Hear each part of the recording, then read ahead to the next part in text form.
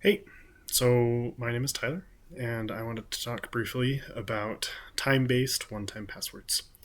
So I find this concept to be pretty cool. Um, when you sign up for a website, and one of the options in the security tab, obviously, after having a password, is to set up two factor authentication. One of the most common ways to do that is with a TOTP or a time based one time password. Um, but it's the how does that work that I find to be pretty interesting. Um, in general, what happens is there is a specific algorithm that is made public. That's this RFC 6238. And this is essentially the algorithm that everybody has agreed upon that you can calculate these passwords with. So they work based on this algorithm, which is laid out throughout this paper, but also has like specific code. So this is how you do it. Exactly. So everybody's got the exact same thing, so it's going to be the exact same every time. Um, there's this really cool website called Crypto Tools that demonstrates this pretty well.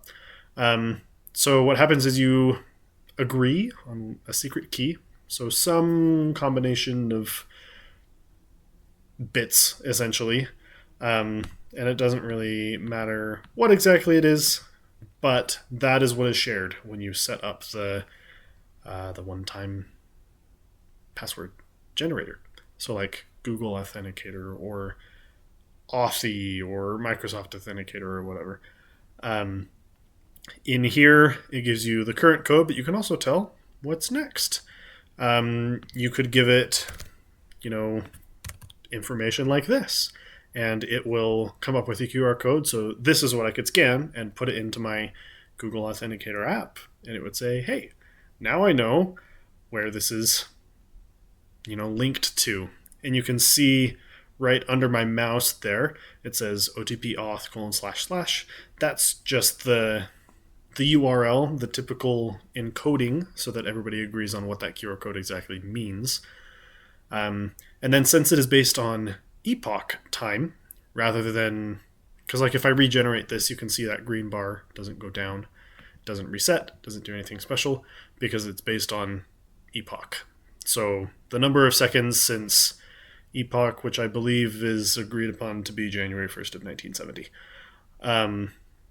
But yeah, it does this hashing algorithm. So it takes this secret and the time, breaks it down into 30-second chunks, and then you just know this is going to be the key.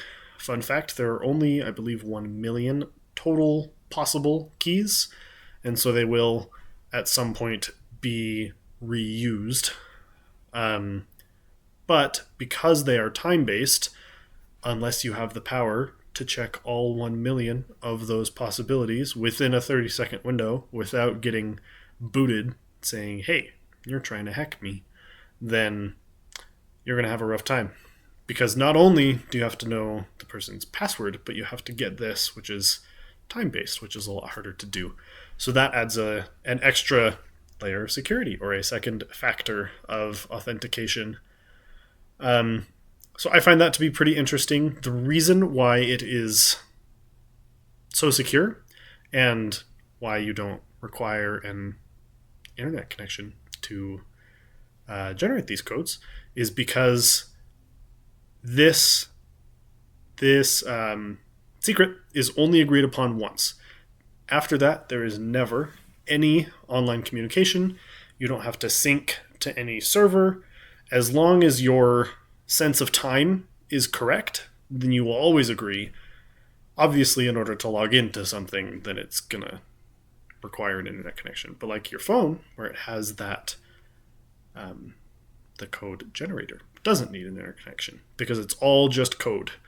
You hash this in a certain way, take the time, bam, you got it. So it's much safer than just using a password. If someone steals your phone and gets past, your lock screen and can get into the Authenticator app, then obviously you're hosed. But the goal is just to have an extra layer of security. So that's what I found pretty cool about time-based one-time passwords. Thank you.